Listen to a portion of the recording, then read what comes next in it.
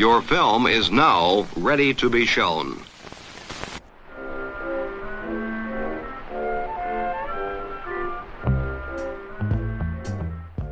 Good morning. I'm Justin Hendrix, editor of Tech Policy Press, a nonprofit media venture intended to provoke new ideas, debate, and discussion at the intersection of technology and democracy.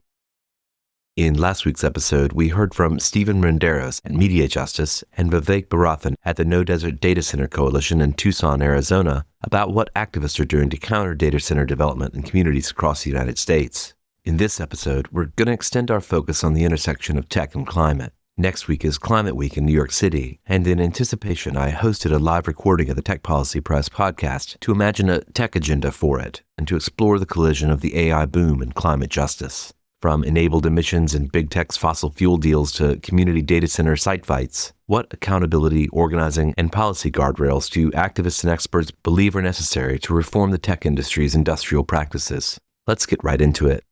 I always do a very simple thing in my podcasts, which I'll do for the sake of this recording as well, which is to ask folks to state their name, their title, and their affiliation for the record. So, Alex, perhaps I'll start with you. I'm Alex Dunn, the CEO and founder of The Maybe. And Holly. Holly Alpine, co-founder of the Enabled Emissions Campaign. And Tamara. Tamara Neese, director of the Climate, Technology, and Justice program at Data and Society Research Institute. I am so excited to have the three of you here today, and we hope to have a wide-ranging conversation. And I hope that also that it'll be a conversation between us, meaning that you'll each take the opportunity to respond to one another and to build on things that you're hearing, to challenge things you're hearing, and to add nuance wherever you see fit. We've got Climate Week coming up where I live in New York City next week, September 21st through the 28th. A lot of folks are going to be in town for conversations around climate-related issues. We'll have heads of state, we'll have various government ministers and regulators, and even a few celebrities, I understand, who are participating in the different discussions. And then, of course, this is all at the outset of UN General Assembly in town, various other kind of events that happen around that. This issue around the sort of intersection of tech and environment, tech and kind of concerns about climate change has really reached a crescendo in the last few weeks and months, particularly I think, given how much curiosity there's been around AI infrastructure and data center development and just the extraordinary amount of money that's being spent there. But that's not the only issue, of course, at that intersection. And I'm hoping we can get a little sense of how each of you see these questions. But Alex, I think I'm going to come to you first and maybe give us a minute or two, the elevator speech on The Maybe, on what you get up to there, the community you're building of experts, storytellers, media organizers, et cetera, working on tech politics. But also, if you could maybe set the stage for us, why Climate Week is important, why you're coming to New York next week, for instance, to be part of it. Yeah, happy to. I think the kind of elevator pitch for what we're doing at The Maybe is to support the extremely diverse and global community of people that know a lot about how technology is reshaping our political environments. And aren't necessarily listened to in mainstream conversations, partly because I think a lot of times we speak to each other rather than to broader publics. So trying to encourage and support people that do have this knowledge to be more effective communicators on the global stage. So we run the New Protagonist Network, which is partly a media training program, partly a community of practice of people that are trying to shift the narrative of AI politics particularly, but technology politics and AI is like, I don't know, it's all kind of same for same. And we have done some work in the last year and a half on the rapid expansion of physical infrastructure of computational facilities of big tech companies, particularly a piece of work that we released this spring, looking at 5 different countries where data centers have been built out, how that happened. Did it happen with local consultation, good democratic process, good consideration of the environmental impacts of these centers? Spoiler alert, no. But we wanted to sort of get into these specific examples so people could see that this isn't a US problem. It's not just any single country problem. This is a global dynamic where big tech is essentially rapidly investing in environmentally devastating projects globally as part of a larger project to push a vision of our future on us, I think. For Climate Week, it felt like a really lovely moment where lots of people were going to be converging in the same place. And we try and figure out where's a good place to have a particular conversation. And a few months ago, decided Climate Week might be one of those. I will say I find it a bit ironic and strange that it's in New York, given what's happening in the US right now in terms of turning the collective backs away from doing meaningful work on improving the sort of trajectory with climate. And also, obviously, the rising dictatorship, I would say, in the US. So I'm feeling a bit mixed about showing up in New York and whether or not it's still the place we should be having these conversations. But I'm excited to see, I think, all of you, and I'm sure lots of people that are dialing in. So we're excited to be there as to be a part of the conversation and hopefully to host some good discussion and community building with people that have been working in solidarity with each other for a long time and don't necessarily get the FaceTime. So that's our plan for next week. And we're going to be, I don't know, I'd love to see you guys there. I'm going to come back to you on some of the specifics of what you've learned in your research in particular. I have also in just recent days heard from individuals who are really having a hard time getting visas, unfortunately, to travel to New York for UN General Assembly and other events. And so it's certainly a concern whether those types of activities are going to go off as they have in past, or whether that discourse will be stunted to some extent. But Holly, I want to come to you and learn a little bit your elevator pitch for the Enabled Emissions campaign. And if you will, also the basics of your story, how you came to this activism. I think our listeners would benefit from knowing a little more about it. Sure, thanks. And I took one of Alex's trainings before, and it was great. So can give a big +1 to that. So thank you for leading those, Alex. I spent a decade at Microsoft where I helped launch various sustainability initiatives across the company, from starting the first global data center community sustainability program. So I was on Microsoft's data center team for many years. And I also co-founded and ran Microsoft's employee engagement program for sustainability. So got to interact with hundreds of thousands of employees who really care about sustainability all across the company, and saw that Microsoft and other tech companies have some pretty amazing pledges for minimizing their own environmental footprint. Of course, they can do more, but I was there during the rise of Microsoft's increasing commitments around sustainability, very strong pledges around carbon, water, waste, and ecosystems, very strong pledges around how technology should be used for good, not ill, and was really proud of working at the company. But I also saw up close how this company that I loved and who was doing great work on minimizing their own environmental footprint was also creating and deploying technologies for big oil to dramatically increase global fossil fuel production. Now, this was technology that Microsoft engineers were working with these companies to create, that was then being used by big oil in various capacities to optimize their production or their operations to increase oil and gas production. And we did some math there and looked at some figures and saw it was astounding how much emissions were coming from the production due to this technology. And so we ran an internal campaign for several years, internal activism and organizing.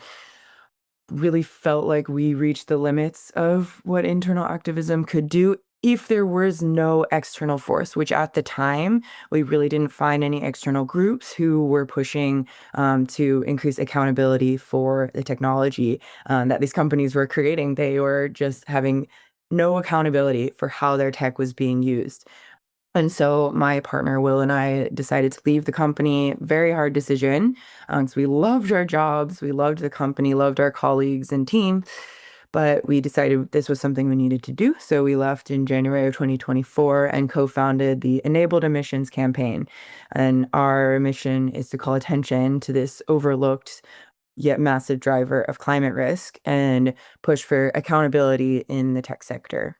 For Microsoft and beyond. Microsoft is the largest provider by far, more than all the other providers combined, but we know this needs to be a tech-wide issue and needs to be one that we talk about At places like Climate Week, we're seeing a lot of conversations around AI and climate, but most of it revolves around its infrastructure, which is definitely important. Those impacts should absolutely get addressed. But what we're not even seeing at all is what the tech is used for and how it actually fuels more fossil fuel production. So I will be at Climate Week next week and hope to have a lot of conversations about that.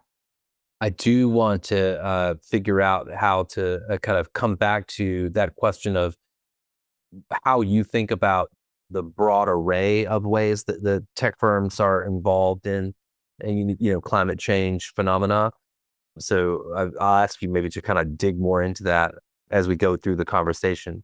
But Tamara, I want to come to you and the quick elevator pitch on the climate, technology, and justice program line of work at Data and Society, and why you're coming to Climate Week. It's really great to be here with all of you. And, obviously we all know each other, which is really nice. And I would say that what I'm really interested in doing at Climate Week in particular is cutting through a lot of the corporate narratives that we hear over and over again about AI and why we're gunning for it, and also why our government is investing so heavily in it right now. And a lot of the speculative promises attached to it. So, thinking about, yes, AI will help solve climate change without any details ever pointed to in that respect. And I'm, having also worked at a large tech company on a sustainability team, I know what the internal processes of gathering data around environmental impacts can look like. But then, having done a lot of work as an organizer and also as a researcher who focuses on participatory methods and really engaging the communities who are most impacted by AI systems and algorithmic harms, but also by the materialities undergirding AI.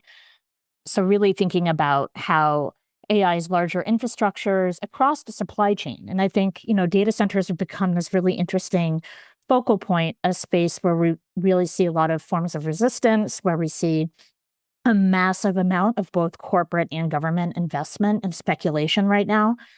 And they also have the capacity to really become sites of resistance for communities at particular sites all over the world. And at the same time, AI is very much dependent on these much larger supply chains. And I think that's why Holly and Will's work is also really important, thinking about what AI is actually being used for.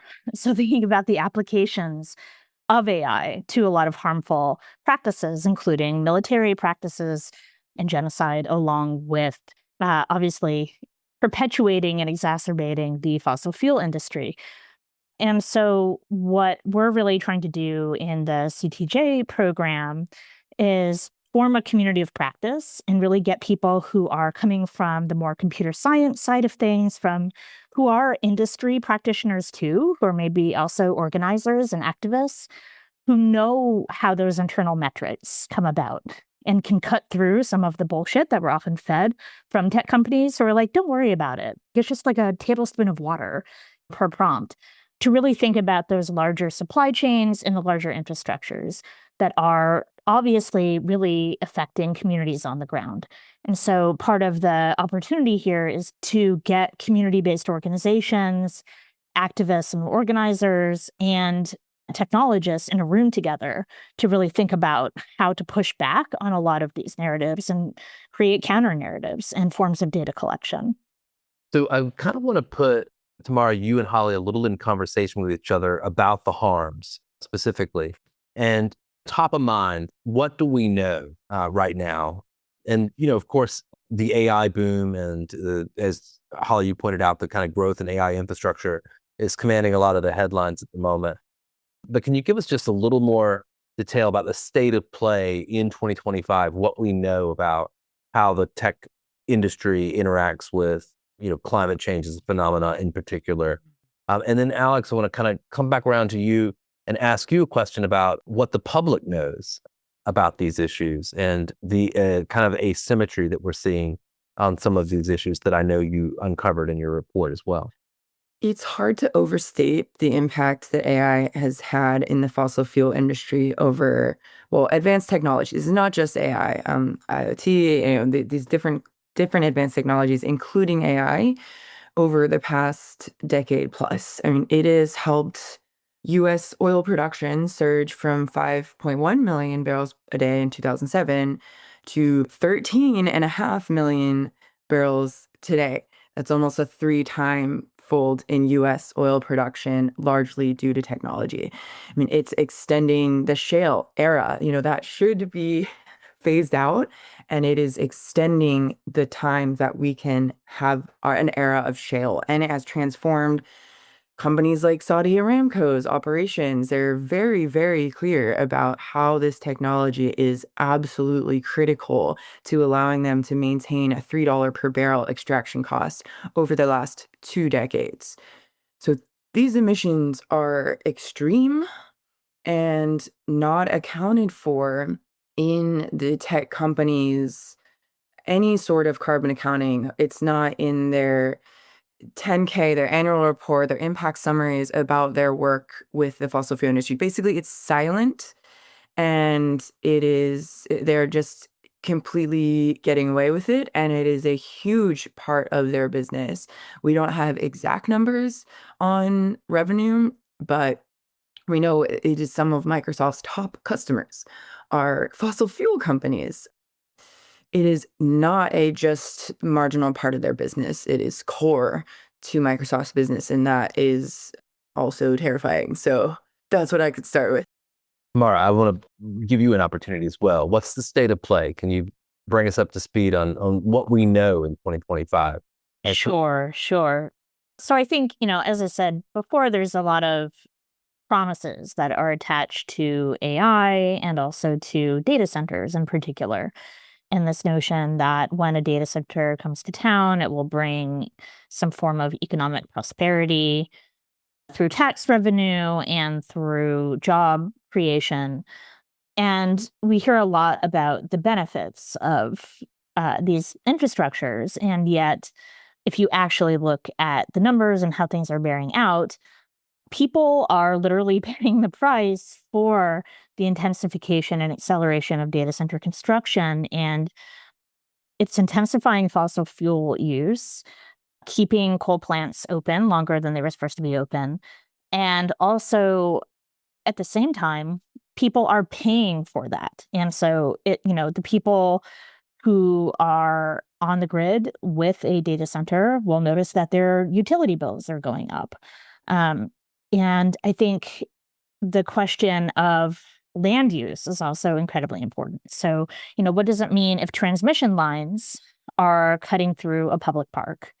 What does it mean if you are giving up really great agricultural land in order to build data centers? What does it mean if you are displacing people from their homes? At the same time, you are also polluting the air around data centers. And so looking at air quality issues along with noise complaints from people who live around data centers. And I'll note also that, the specter of AI is used as an excuse right now for this kind of investment, but obviously data centers predate generative AI. They're essential for, keeping the web going in general. They're part of cloud computing infrastructure. And the entire history of computing is based on systems of exploitation and extraction, right? It's just capitalism at some point. It isn't completely new, and a lot of the harms attached to, say, the mining of critical minerals and human rights abuses that happen in the DRC, for example, these are not completely new processes. But what has happened is that this acceleration and hyperinvestment in AI has led to an intensification of things that were already happening. And so thinking about the harms, not just on a sort of environmental justice level, but then also looking at labor exploitation and other forms of harm across the supply chain is incredibly important. Alex, I want to come to you, and in your recent report, which you've already referenced, this case study analysis of 5 data center developments in Chile, the U.S., the Netherlands, Mexico and South Africa. One of the things you did is you got on the ground with folks who are in the business of organizing against these things, neighborhoods, communities, activists in these different environments, and understood exactly what tactics they were using. But I know one thing I find, and even on the last episode of this podcast, some folks might have heard it, talking to activists in different communities, is this sense of a real asymmetry of information. And so they don't necessarily feel they're armed with the types of facts, perhaps, that Holly and Tamara are producing all the time, and that they can't find independent experts, in particular in their local contexts. So I'm just keen to ask you about that, about information asymmetry and what you're seeing on the ground. Yeah, it's a great question.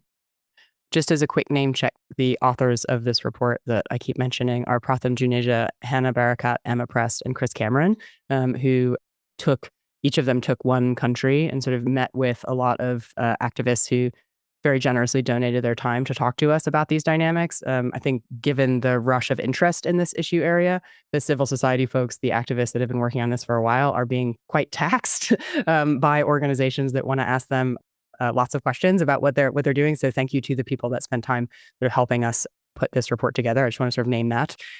In terms of information asymmetry, I think one of the trickiest dynamics of this is that for a big tech company that is going to roll out a data center in a particular place, it's obviously not the first time they've done that. And so they build up all of this experience, making the pitch, convincing local policymakers that all those jobs that they are under pressure to create, they can help with that. Like basically all the lobbying efforts, they're just really experienced with it. Whereas local communities, when a data center is going to roll into town, it's the first time they're dealing with it. And I think that sort of fundamental structural aspect of how big tech operates as a sort of multinational kind of essentially colonial infrastructure that goes in and says, hey, we got this bill of goods to offer you. Might you want it? They are at a dramatic information advantage. And it's not just that they have experience doing this and know the sort of playbook for themselves. It's also that they are kind of shameless and that reputational factor where they come in and they've got this big brand name, they've got this big, like, sort of, for a local policymaker, hearing from a Microsoft or a Meta or a Google or an Amazon, oh my God, this is amazing. This giant company that has all this money is going to help my community. And that reputation comes into the room with them, which I think is a force that's hard to combat for a local organizer who's like, hey, should we ask more questions about how much water this thing's going to take? So I think in terms of that asymmetry, that is obviously the sort of foundational piece of this that makes it very challenging. I'd also say that companies have gone to great lengths to hide what it is they're doing. So they don't show up as Meta. They don't show up as Microsoft. They show up as some LLC you've never heard of who has money that they're interested in spending to build out physical infrastructure in a particular place. They've got all the experience of those companies, and they can name drop them and say, don't you want to be a part of the modern economy? This is going to be wonderful for your community. But there's some random LLC, which changes the dynamics as well. And Karen Howe, actually, in her investigative reporting, has basically said, all work on data centers is by nature investigative journalism now because they're not disclosing any information about these things. So they're essentially saying we will withhold as much information as we're allowed to, then go into these conversations with local policymakers and communities, with these communities getting caught flat-footed. They've never had to negotiate this type of deal before. And they just come in and they take advantage of that information asymmetry really dramatically.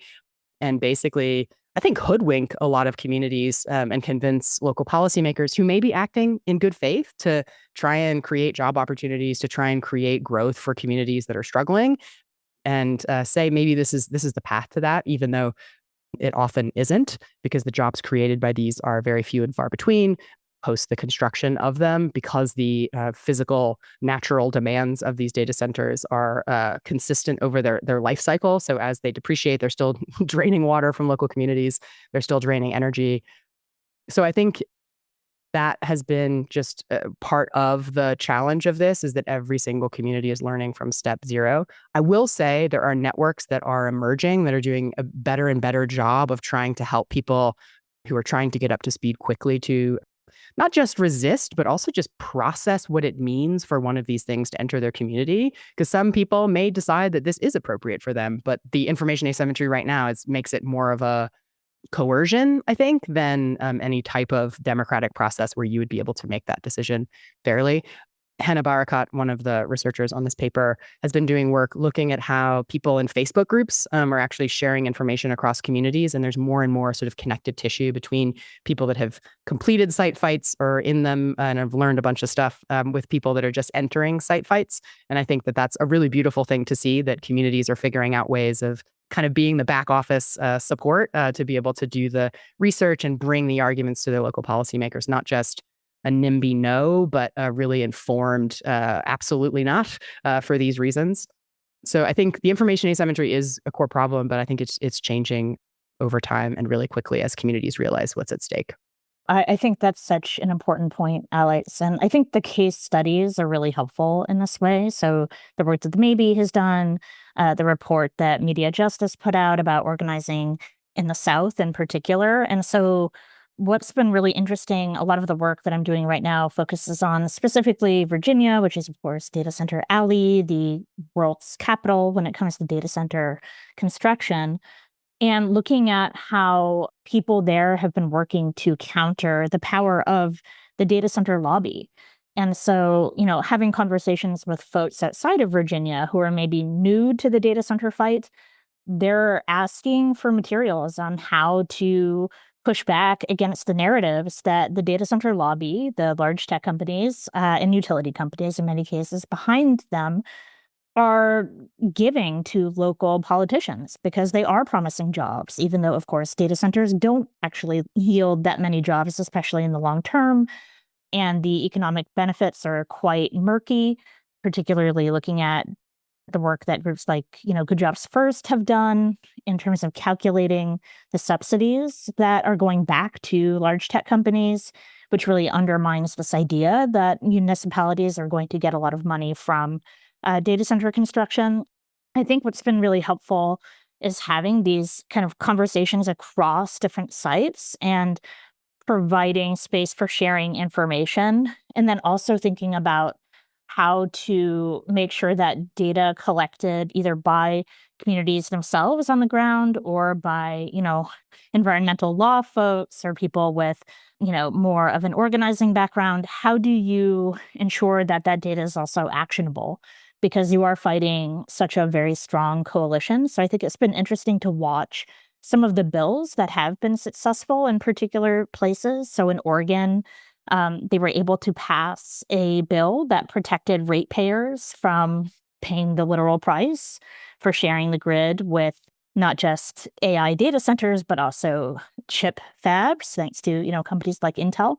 And I think we've also seen a lot of really interesting policy action and coalitions forming within Virginia. So the Data Center Reform Coalition is another space that we can point to where people are really working together to counter the narratives that are coming from the data center lobby, while also forming their own kinds of data collection to fight that information asymmetry. I'll just say this is also interesting for me to hear because I am a recovering Microsoft Data Center team employee. I mean, I was on the team that I was on the data center community development team, started the program that invested in sustainability projects in those communities. We would go to a new community. I would meet with the local community groups and talk to them about what their priorities were and how we could invest in local sustainability projects. And I super believe in the projects we did. I think the projects that we did were great. It's just I did become increasingly uncomfortable with the system that I was part of and how that was contributing to an overall, just everything we're talking about of kind of proliferation of this infrastructure in these communities who didn't fully understand, or like we weren't giving the full information on the scope and scale of what that rollout would look like. And yeah, so it's so interesting to come from that world to this. And I'm still thinking like holistically just how I even think about it. So yeah, thanks for the conversation. So we have the benefit, I should say, for any of my listeners, most of the time the Tech Policy Press podcast is recorded on a lonely Zoom, but we have, of course, live listeners in this context. And so I want to refer to some of their questions in the Q&A. And so one of the first questions is really around the kind of commitments that companies in the tech sector have made around trying to, be less energy intensive in their work, or I might extend the question to maybe other environmental commitments that the companies are making. Maybe I'll just ask, and I think I know the answer based on your prior comments, but each of you to comment on how far off are we on the kind of commitments and claims that the companies are making about their environmental practices, and where things really are. And I want to recognize that there's a difference sometimes between the kind of corporate PR and the sort of things that they say, maybe at an event like Climate Week, when they come to town, if in fact they do.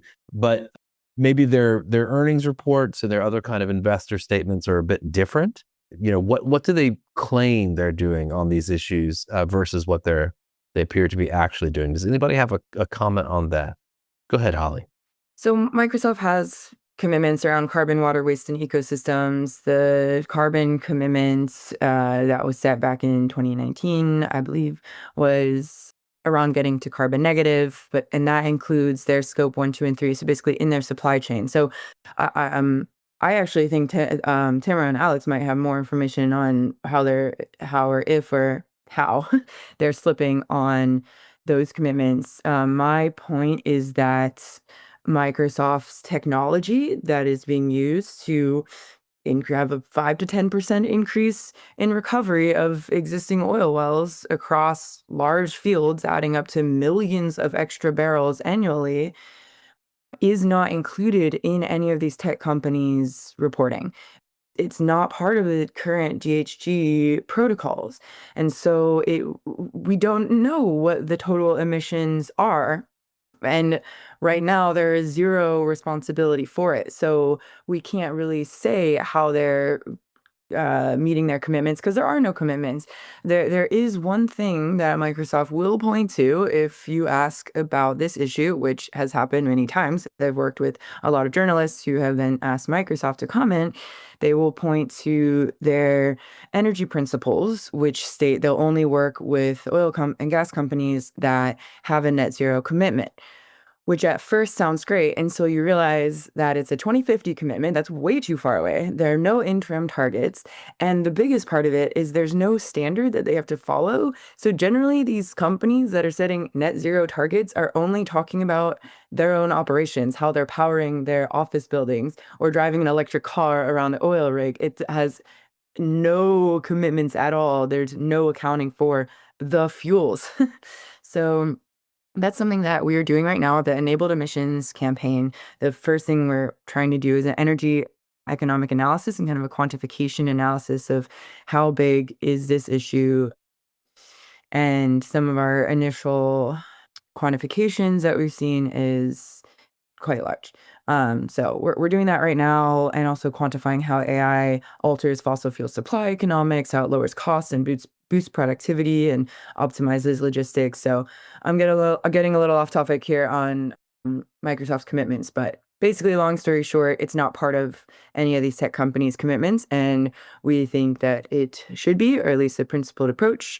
And that's one of the things we're advocating for, because we don't know how big it is, and they're not going to tell us unless they're forced to, or we do the quantification ourselves.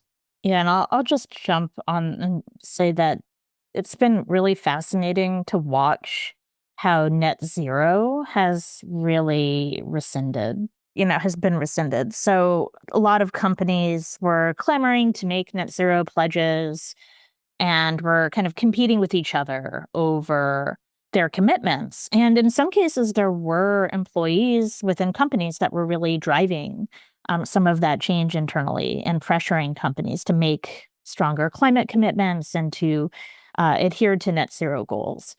But now we have companies saying outright that net zero itself was a moonshot. And so this idea, well, we were never really going to be able to do it.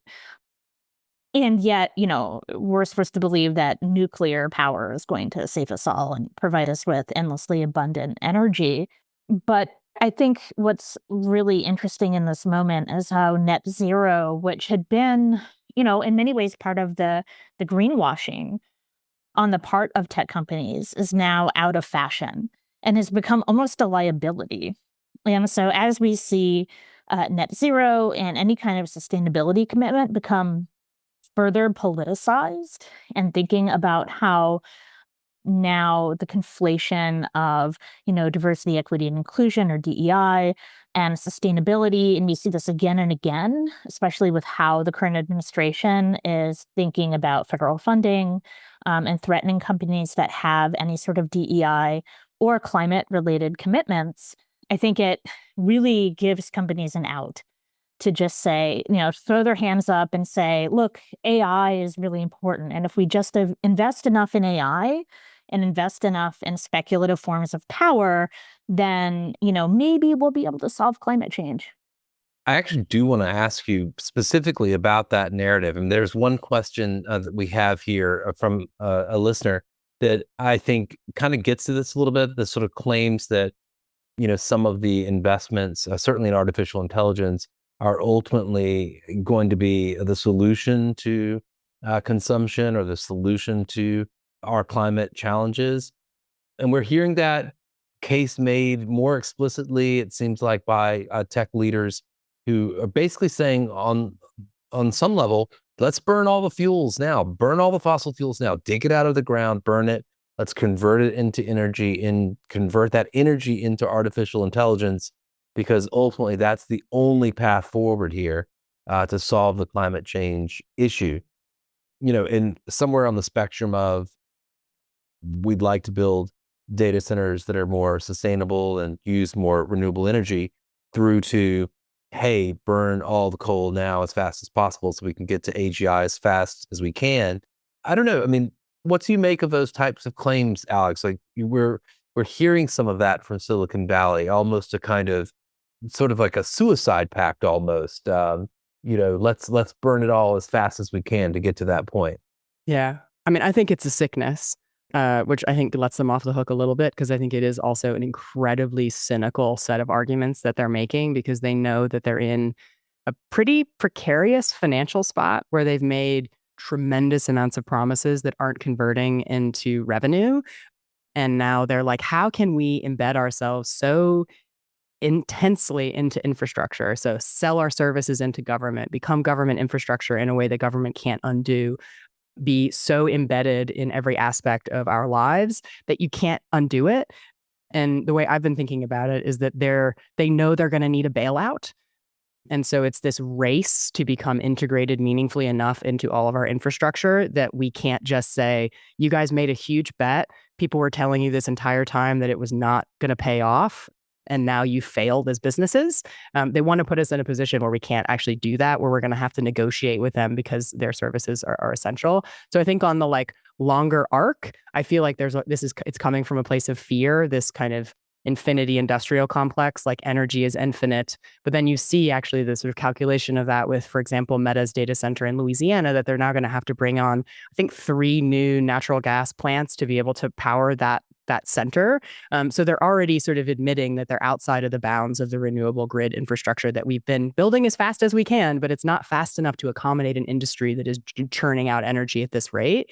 And so it just feels like a really elite, irresponsible use of a dwindling amount of resources and a smaller and smaller window of action for us to be able to take to convert our society into something that is sustainable.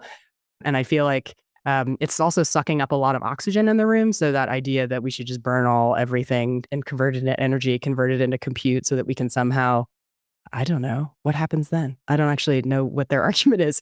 Like the Eric Schmidt argument, it's just really cynical, like he's going to buy himself 15 more years. He's then going to retire, die in Cyprus or wherever he lives with his 17th house, and not have to ever deal with the chaos he's wrought on the world. And I think that we shouldn't let them get away with it. We should challenge these narratives wherever they happen. And we should also force them to face reality and facts about what these facilities are taking out of local communities. I think going back to Karen Howe's reporting in Arizona, the local policymakers, when FOIA'd, so Karen used the Freedom of Information Act to say, show me what the water demands are projected to be in this new data center as part of their zoning application. They redacted those figures, saying that those figures are commercial it's like commercial secrets, like information that is private and needs to be kept private to protect the interests of business. The idea that you would protect the information about something like that rather than try and protect your community's water, I feel like we're just seeing those kind of situations constantly where it's like they don't want to put all the information on the table and then have a very reasoned conversation about, is this worth it? Because if we have that conversation, they know what the answer is going to be. And I think they'd be in a lot of trouble at that point. So to answer the question in the chat, no, I don't think it's worth it. No, I don't think we're having good concrete conversations about the trade-offs because they don't want us to have that conversation. They want us to be so far gone into committing to their vision that we can't go back. I want to ask a question that is similar to one that's been put forward by a listener here about where you all see gaps in efforts to, address some of these harms or to build, climate justice groups or other social movements that might resist some of the types of harms that you are describing here. Each of you is involved in talking to and observing and in some cases assisting communities that are working on these issues. Where do you see the gaps at the moment? It's a great question. So I think part of the problem is that the forms of data that people on the ground need, particularly around public health impacts, tend to be site-specific and very situated. And so there have been a few really great general overviews of the public health impacts of data centers. And, this builds on previous work on, say, the public health impacts and air quality issues around warehouses, for example, and other forms of industrial pollution. But the issue is that a lot of the information that communities really need very quickly in order to engage in the site fight is not readily available. And so getting permitting data, really understanding when a data center is being permitted. So I can give an example of a data center complex that was being planned in San Jose, closer to where I live. And so in California, we don't have the kind of massive hyperscalers that we see growing in places like the US South because we have environmental protections in the state of California, at least for now. And there are places that are actually portrayed as a quote unquote like green or sustainable data center. And so, yes, a data center might be using renewable energy for the most part, but they may still be using diesel backup generators. And in one case, there was a homeless encampment that was being cleared in San Jose to make way for the construction of a data center. Now, there are a ton of activists on the ground in San Jose.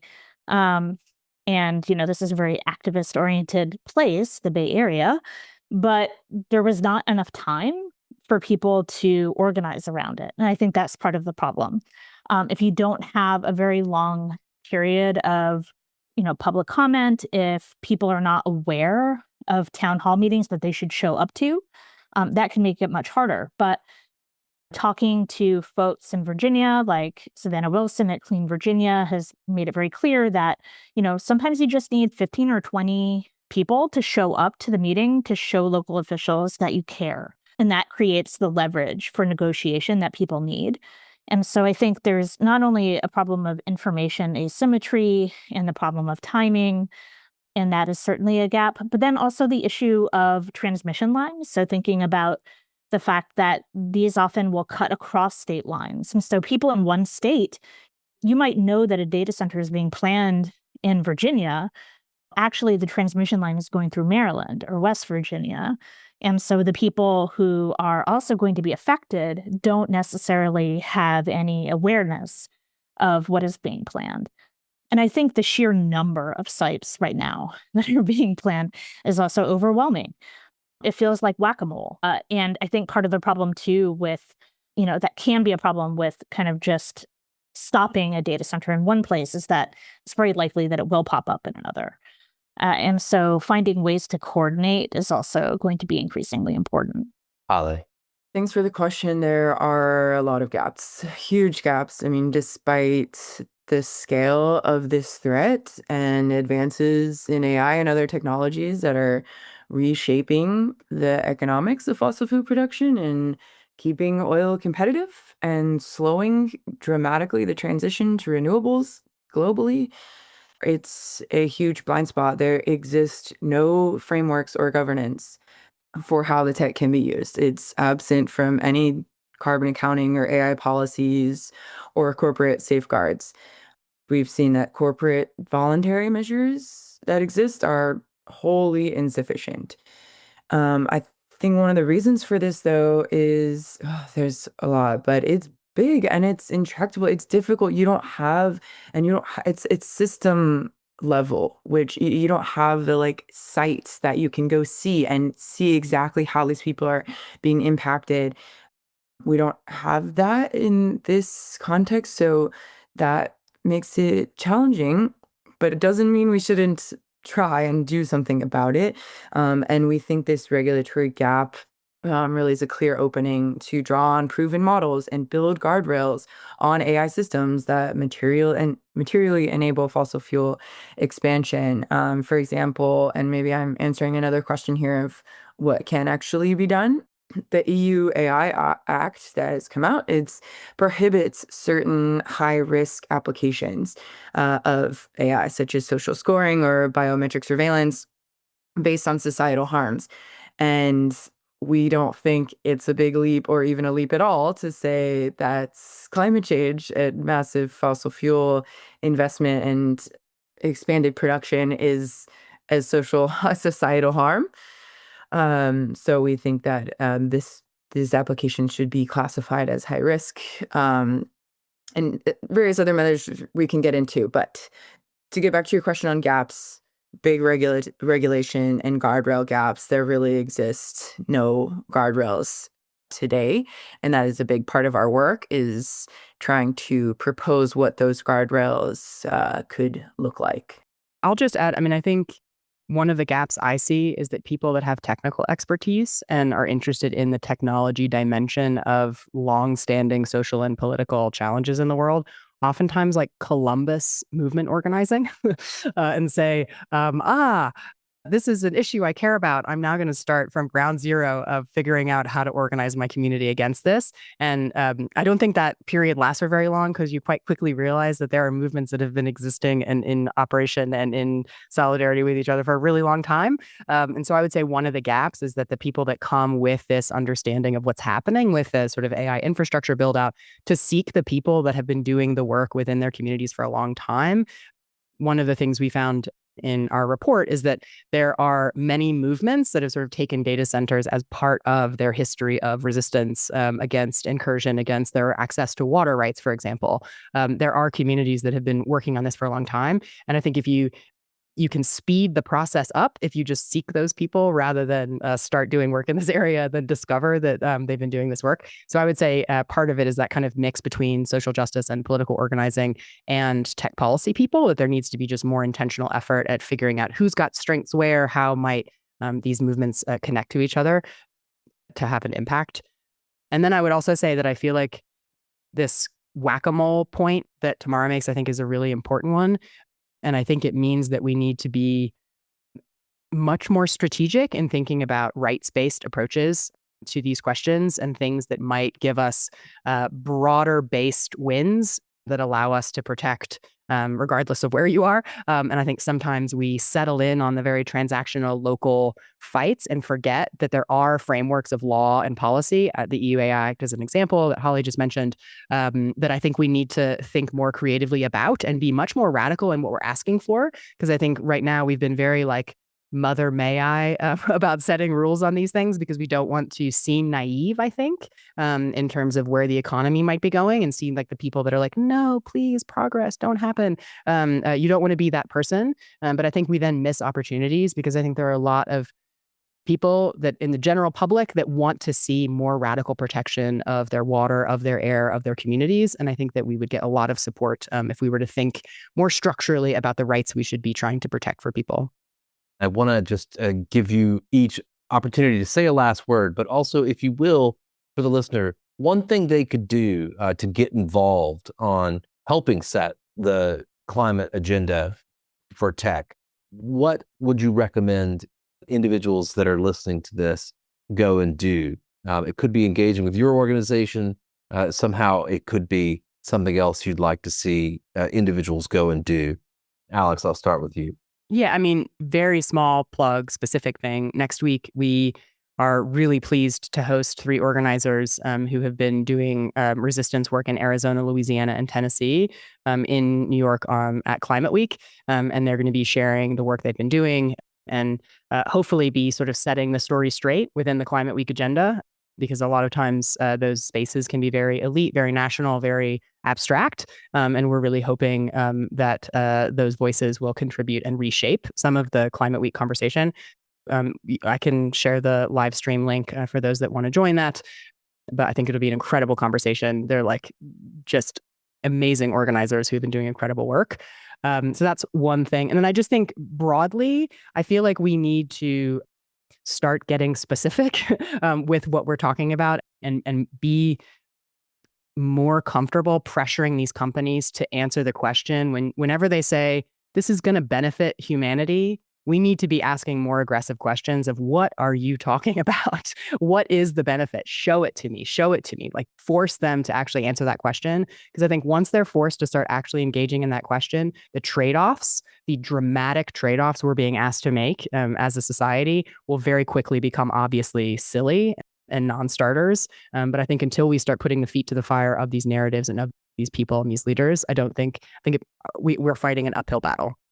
So yeah, I'll be at Climate Week next week. We have a few events that Data and Society is putting on or contributing to, but I'd say that maybe the one that is most exciting to me right now is the event that we're doing in partnership with the Natural Resource Governance Institute, which will bring together people who are thinking about AI and also people who are thinking about human rights and critical minerals and natural resources in general. And so I think that conversation will be quite interesting.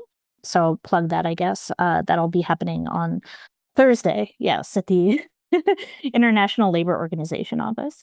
And yeah, I would say that, Alex's point about thinking about histories of organizing and the need to situate these struggles as well. So I'll just also plug the series that I put together for Data and Society, which is The Cloud is Dead, looking at histories of living with the legacies of resource extraction and hearing from people who are really thinking about the deeper colonial and historical relationships between particular places and technology, and also looking at histories of resistance. And Holly, I'll leave it to you for the last word. Great. Well, folks can always go to enabledemissions.com, sign up for our newsletter if you want to tell us about what you're interested in or how you want to contribute. If you have certain skills that you want to get involved, just include that. When you sign up, I read all of those. I reply to a lot of them. I'm very organized, so I will I will log it away and reach out to you when needed. But kind of building on what Alex said about forcing companies to answer to how their tech will be helping the world, also force them to answer questions on how they are stopping the bad. An analogy here is when you're getting healthy, you can start eating carrots. That's a good thing. But if you're also still smoking a pack a day and eating a dozen donuts per day, like you need to stop doing that to get healthy. And I think it's a good analogy here. I'll throw a last analogy too around bringing in what the technology is used for into the environmental harms of technology discussion, which is, I think, another thing everyone can do is when we talk about environmental harms of the technology, just be sure that we're also including what that tech is used for. It's like we were building a robot and you're looking at the environmental footprint of the robot and focusing on how it's built and the power it's running on. That's super important. Also, if the robot is going out and mowing down the Amazon and dumping gasoline into rivers, we need to look at what that robot is actually doing as well. And if it hypothetically could also care for the elderly or pick up trash, that's great. But that doesn't mean we should also keep allowing it to destroy the rainforest. And that's kind of what the conversation is centered on right now. It seems like We're starting to finally look at how that robot is built, what it's running on, and then focusing on hypothetically the good things it could be doing and almost entirely leaving out of the conversation what it is currently doing and has been doing for the last decade. So bringing that into the conversation, I'm so excited for Climate Week and all these great conversations and hope to bring that in as part of what we're talking about, and hopefully build in different frameworks so we can have this robot be a force for good. Yeah, that's my spiel. Holly, thank you for leaving us with that visual. I think it's a useful visual and metaphor and a good place for us to end. I want to thank you, Holly, Alex, Tamara. Thank you so much for taking the time to speak to me today, and also to everyone who dialed in from around the world. I know we had people from Michigan to Kenya to India and beyond. I know that introduced themselves there. So grateful for all of you, and hope some of the resources that you've encountered here are useful. So with that, I'll thank the three of you and wish you a good day. Thank you so much. See you soon. Thank you.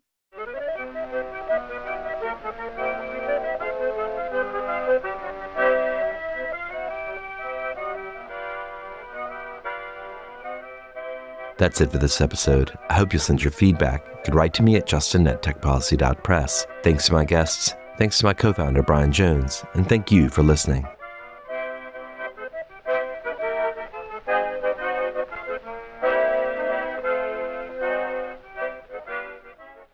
Tech Policy Press.